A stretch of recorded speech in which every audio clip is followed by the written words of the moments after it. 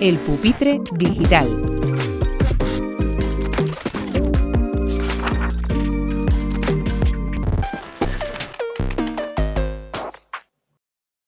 Bienvenidos a Radio Éxito Educativo, bienvenidos al podcast de Éxito Educativo, a nuestro canal de YouTube, a nuestras plataformas Spotify, iVoox y en todas las plataformas donde puedes escuchar este audio. Y bienvenidos al Pupitre Digital, la sección de entrevistas donde hoy sentamos a un líder educativo que, además de ser un líder educativo, es un colaborador muy querido por esta casa y que viene aportando a través de su sección Educazón en nuestra edición digital desde hace ya un par de años y también tenemos la suerte de contar con él en este podcast en su sección de director a director. Pero ante todo, bueno, tenemos a un amigo, un apasionado de la educación, con el que vamos a hablar de su, aunque aparente juventud, su larga trayectoria en el ámbito de la dirección educativa. Javier, ¿de dónde te viene esa pasión y esa vocación por la educación? Bueno, primero, gracias por invitarme a este espacio. La vocación viene de una intuición de querer dedicarme a la docencia, en primer lugar. Esa intuición que tienes de que lo mío va por ahí, ¿no? de entregar y de servir ahí, porque si mi vocación se representa de alguna manera es una pasión por ayudar y por entregar, y yo lo concreté en el mundo educativo. Lo que pasa que siempre explico que cuando entré por primera vez en un aula, teniendo mi unidad didáctica perfectamente preparada, de lengua y literatura, y soy en primer lugar filólogo, entré en un aula y vi a más de 20 chavales delante de mí mirándome, y pensé, no estoy preparado para esto, ¿no? Yo vi en sus miradas que esperaban algo de mí. Y ahí nació mi vocación verdadera, ¿no? A mí se me confirmó esa vocación y se me definió la vocación en el momento en que entré en un aula y me di cuenta que, más allá del contenido que yo tenía que impartir, los alumnos pedían algo más. Y eso luego fue creciendo, porque eso es lo que pasa con las personas. Las personas necesitan de ti algo. Entonces, ahí es cuando yo empiezo a preguntarme, ¿qué necesitas de mí? Y ahí aparece todo lo que es hoy, es lo que se ha convertido 20 años después o un poquito más incluso, en liderar desde el acompañamiento, ¿no? Que es lo que más defiendo hoy en día. Y la voluntad de ayudar, el servir, ¿no? Porque al final educar también es servir a los demás. Sin duda. Es un paso el paso que diste para ser docente, para ser profesor, pero ¿en qué momento decides dar el paso al frente de formar parte de equipos directivos, donde ya llevas más de 15 años dirigiendo centros educativos grandes, distintos formatos, grupos educativos? ¿Surge por casualidad? ¿Te lo proponen? Bueno, en primer lugar yo creo que hay una personalidad, ¿no? Yo tengo una forma de ser que no es que me guste ser protagonista de las cosas, pero sí tiendo a ponerme al frente de las cosas, sobre todo si nadie se pone, pues me pongo yo, ¿no? Si hay otro, pues adelante. Entonces, yo siempre he sido una persona proactiva, eso es cierto. Entonces, eso venía del mundo de la empresa, había trabajado 6 años en Editorial Planeta, en toda la parte de editorial, en una multinacional donde aprendes a base de golpes, ¿no? Y siendo tan joven, pues ahí aprendes muchísimo. En los colegios, incluso a día de hoy, 20 años después, no están muy acostumbrados a la gestión, ¿no? A ver el colegio también como se gestiona una empresa, que al fin y al cabo, aunque nos guste decirlo, no deja de serlo, ¿no? Entiendo que captaron mi proactividad. En primer lugar cuando llevaba ya 2 o 3 años en un centro, me ofrecieron la jefatura de estudios, ese mando intermedio tan complejo, pero tan apasionante. La coordinación de una etapa me parece un momento de gestión muy interesante, porque estás entre dos aguas, tienes que empezar a tener una apertura y una visión a otro nivel, no solo alumnos, no solo familias, también profesores, y ahí empiezo a descubrir que es algo que me gusta, porque va a sonar muy mal lo que voy a decir, pero de verdad que lo digo con toda la humildad del mundo. A mí lo que me apasiona realmente y lo que descubro ahí, que me apasiona, Víctor, realmente es ser partícipe de que tú seas mejor. Eso realmente a mí es lo que me vuelve absolutamente loco. Y ahí es donde descubro mi vocación en la gestión, porque la gestión yo no la entiendo ni la he entendido nunca exclusivamente como apagar fuegos, marcar objetivos, sino más bien yo la gestión en un centro educativo, en una etapa, o yo lo veo en una empresa igual, es acompañar a las personas para que sean mejores, porque si son mejores darán mejores resultados. Y de ahí salté a la dirección de un primer colegio donde me di cuenta sobre todo de mis carencias. Porque yo creo que hay que ser muy consciente cuando a ti te proponen algo de cierta responsabilidad, entiendes que te lo proponen porque ven un potencial en ti, sobre todo cuando eres más joven, pero un potencial, no un acto. Entonces uno tiene que formarse y también ser consciente, tomar conciencia de las carencias que uno tiene para mejorarlas, ¿no? Ahí me di cuenta que estaba donde quería estar. Y tú te has certificado y estás formado también como coach. Sí. ¿Qué te aporta el mundo del coaching a la dirección del centro? Lo ha multiplicado por infinito, por infinito. Mira, yo venía de...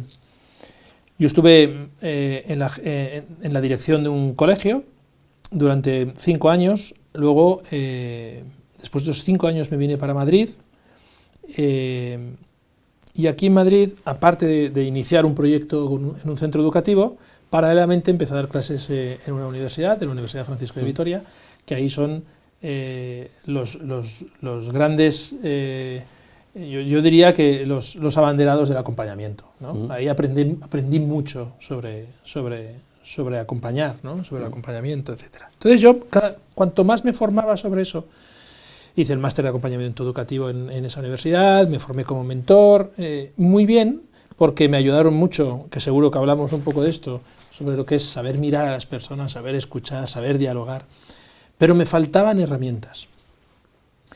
Y entonces vi la posibilidad de formarme como coach dialógico y hacer un máster sobre esto, y ahí se me abrió el mundo. O sea, si algo debe aprender un buen coach es a saber preguntar. Y la pregunta es tan poderosa, tan poderosa. ¿Por qué? Porque frente a la pregunta que yo te haga, yo lo que descubrí que es que yo te hago la pregunta, pero la respuesta me la das tú. Entonces, eso en un equipo es clave. Y eso es lo que me aportó, sobre todo. Toda la parte de certificarme como coach me abrió las puertas a saber preguntar, a saber escuchar a otro nivel y de una forma muy natural trabajar con las personas desde donde están ellos y no desde la propuesta que tú puedas hacer, ¿no?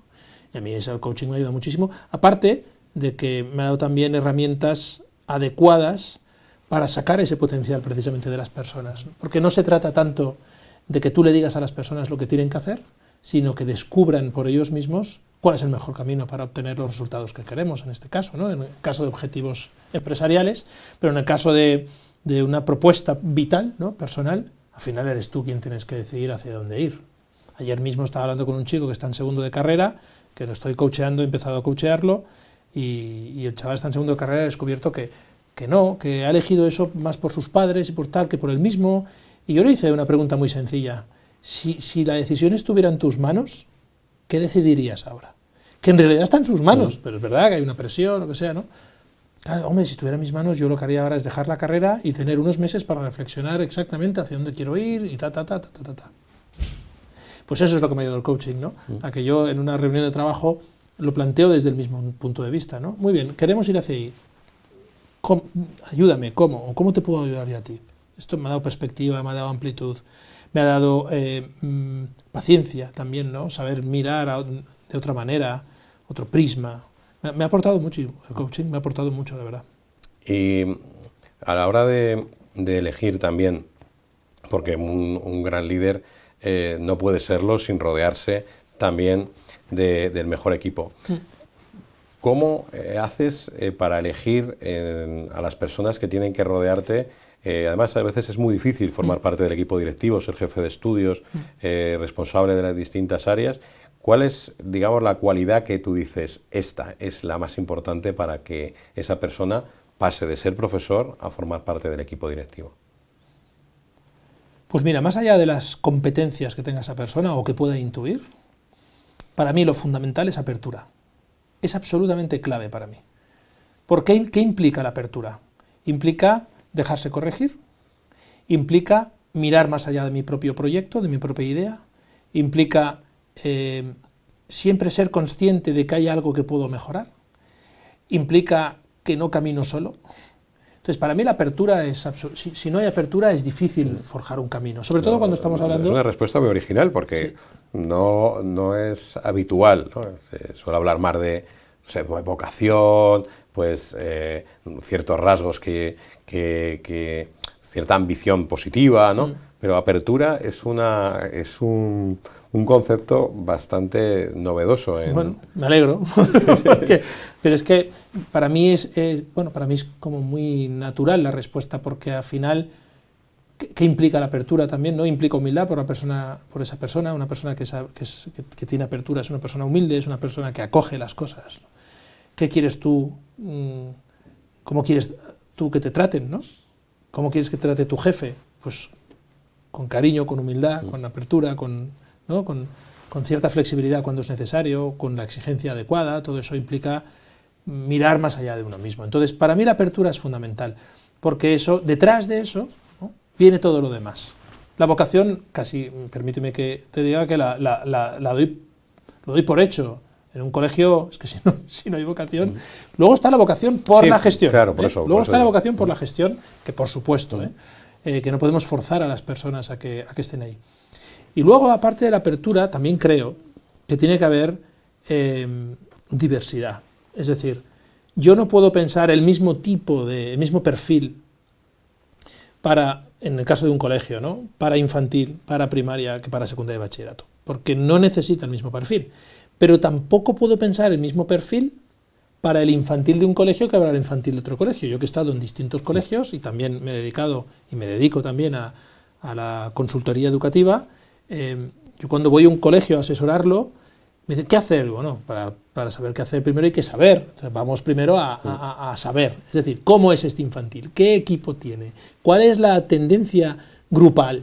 Porque eso entonces necesitará un tipo de líder u otro, ¿no? O sea, que no se trata infantil, tiene que ser una persona cariñosa, tal. Bueno, es que a lo mejor tienes un equipo que está roto por todos lados y necesitas una persona que sea cohesionadora, una persona que no tenga dificultad en enfrentarse a los problemas que pueda haber, etcétera, ¿no? En cambio, a lo mejor si estás en un equipo que está consolidado y que funciona bien, pues ahí necesitas un perfil que sea, pues más bien pues afable, dinámico, ¿no? Una persona pues probablemente pues más tierna, más cariñosa, más lo que sea. Pero en cualquiera de los casos yo necesito personas con apertura. Y el área de gestión donde crees que bueno, todo el mundo sobreentiende, ¿no?, que el jefe de estudios de infantil pues sabe mucho de infantil, de secundaria, por supuesto de sus áreas de conocimiento, pero claro, cada vez la gestión es más compleja. Entonces, ¿dónde crees que está necesitando también más formación en el área de la gestión emocional, en el área del marketing, la comunicación, en el área de la convivencia, la gestión de la convivencia? ¿Dónde estás poniendo tú más el foco en tus equipos? Eso es una muy buena pregunta, porque hay tanto que abarcar, ¿no? Es decir, hoy en día, y no lo digo... ¿Y cómo se distribuye también? Porque al final, si todos hacen de todo... Efectivamente, yo creo que eso va un poco por ahí, ¿no? Es decir, distribución de dones, ¿sabes? Nosotros somos una comunidad y eso significa que somos una suma de dones. O sea, no todo lo tiene que hacer uno, ni uno lo tiene que saber todo, sino que en realidad es la suma de lo que entre todos podemos y sabemos hacer. Eso no significa que tú no tengas que tener un control y un dominio, más que un control, un dominio de la materia. Porque para poder delegar, primero tienes que saber tú muy bien lo que estás delegando. Porque hay gente que malentiende la delegación, ¿no? Lo importante es delegar, sí, pero para delegar primero tienes que saber tú en profundidad aquello que estás delegando. Porque si no, ¿qué delegas? ¿Y cómo le exiges a la persona que has delegado los resultados, etcétera, ¿no? O sea, que la delegación es posterior al conocimiento de... O sea, yo creo que cada uno en su parcela tiene que conocer y dominar muy bien todo aquello que sea necesario. Hoy en día en un colegio se nos piden muchas cosas, saber de leyes, saber de mucha burocracia, saber de gestión emocional, educación emocional, saber de tu materia, de las materias, metodologías, etcétera, ¿no? Entonces yo creo que yo lo primero que que digo frente a un equipo sobre todo nuevo y que nos estamos embarcando en un nuevo rumbo, que no me digas por qué, pero yo creo que con mi vocación está también sumarme a proyectos difíciles, porque retadores, diría, ¿no? Lo primero es santa paz. Porque ¿sabes qué pasa? Que lo que más abunda, y yo hablo de colegios, pero cuando coacheo a directivos en empresas veo lo mismo, ¿no? Lo que prima son las prisas. Y las prisas es lo primero que tenemos que eliminar. Las prisas es lo primero que tenemos que eliminar. Covey ya lo planteaba muy bien. ¿Qué es lo más importante, más urgente? ¿Qué es lo menos importante, más urgente? Etcétera, ¿no? Saber delimitar cada una de estas cosas.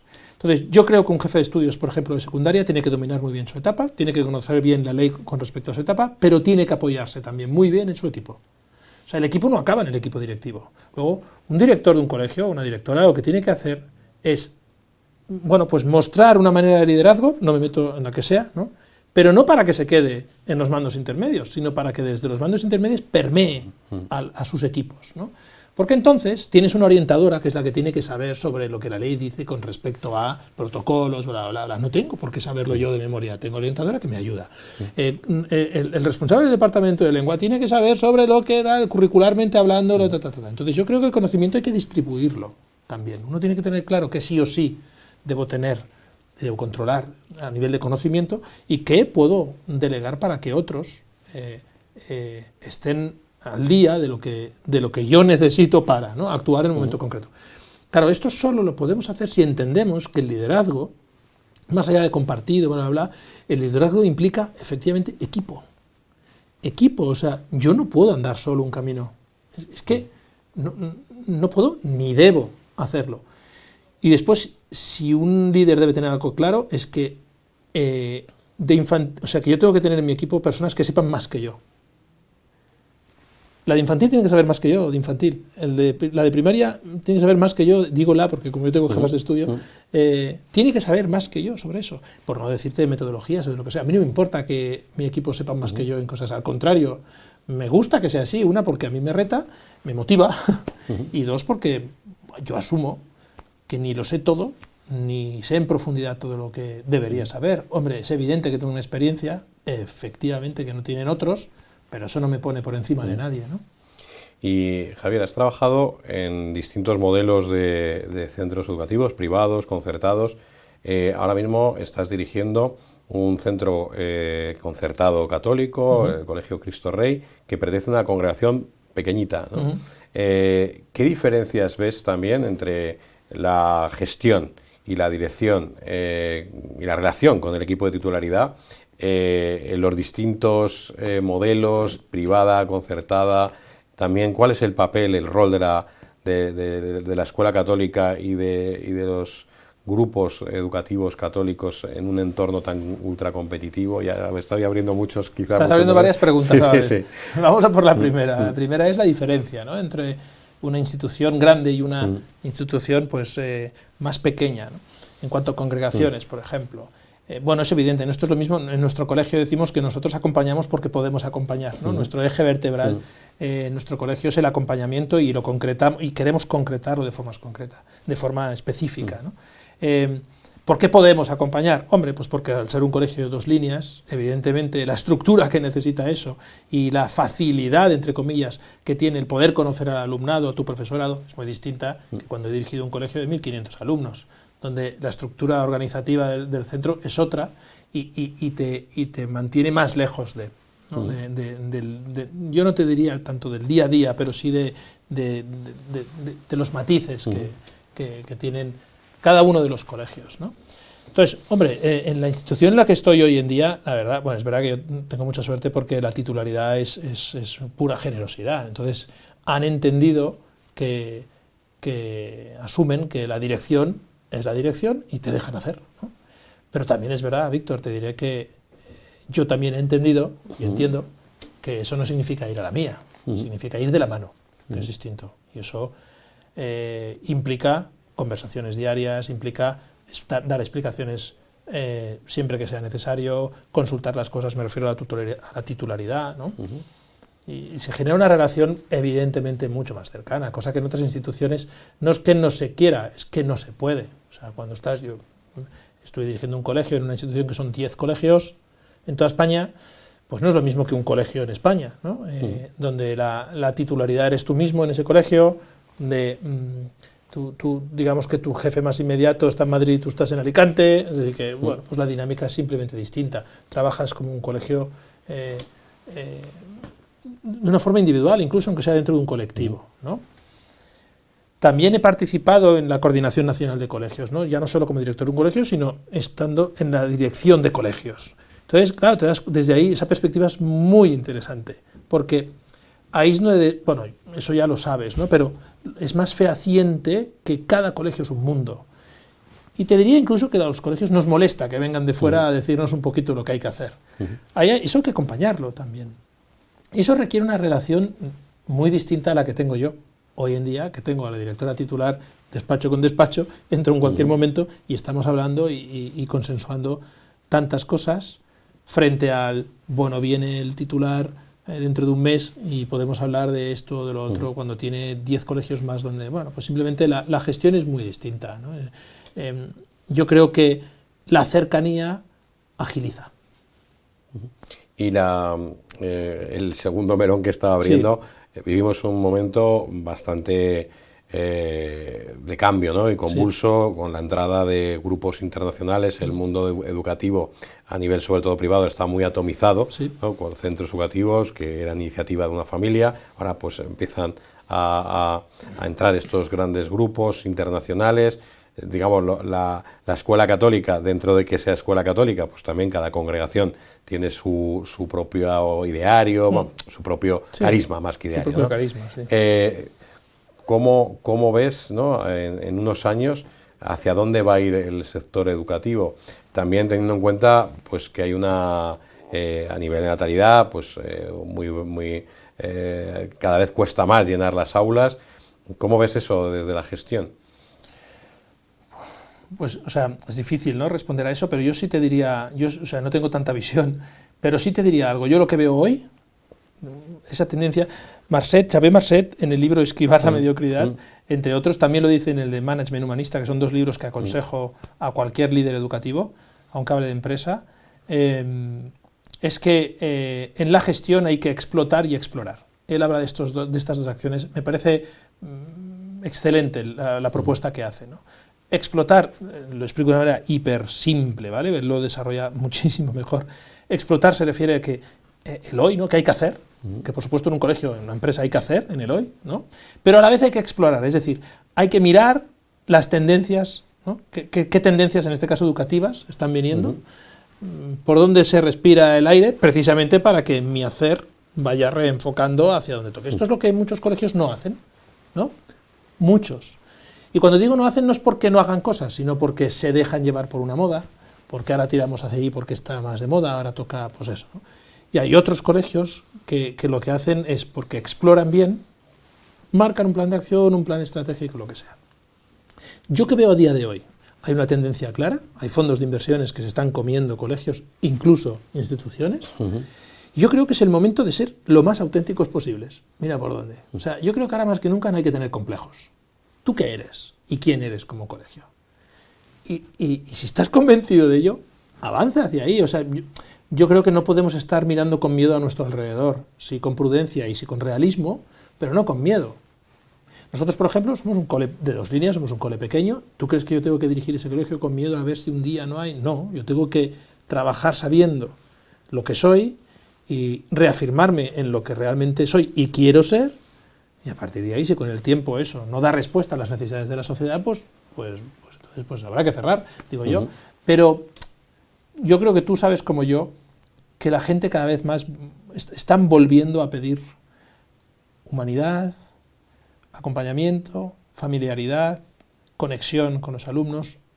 Hay familias que nos vienen de colegios grandes porque no quieren colegios grandes, porque cada vez se está deshumanizando, en algunos colegios cada vez se está deshumanizando más, el trato es cada vez más lejano, pero por una cuestión de estructura, no porque... y eso es una realidad que tenemos, y eso es una fortaleza para nosotros, por ejemplo, para los coles pequeños. Yo, desde luego, desde aquí lo que puedo decir es que da igual que seas grande o pequeño, que aquí lo importante ahora mismo es ofrecer una propuesta educativa que sea realista y auténtica, y que dé respuesta, por supuesto, a las necesidades. Y las necesidades que se piden hoy, de verdad que no son muy distintas a hace 20 años, porque lo que están dejando aquí en nuestros colegios son los tesoros más preciados que tienen los padres. ¿Qué quiere un padre? ¿Que sepa cómo funciona un iPad? No, quieren que su hijo esté bien, que sea feliz, que aprenda. Y sí, luego lo matizamos con internacionalización, bilingüismo, tecnología, bueno, pero eso ya son matices que cada cole ahí es donde tiene su marca, ¿no? Y su valor diferencial, si es que lo podemos llegar a tener, ese valor diferencial. Eso sería otro temazo. No sé si te he respondido. Sí, no, abriendo melones y entrando en jardines. ¿Cómo ves la situación también?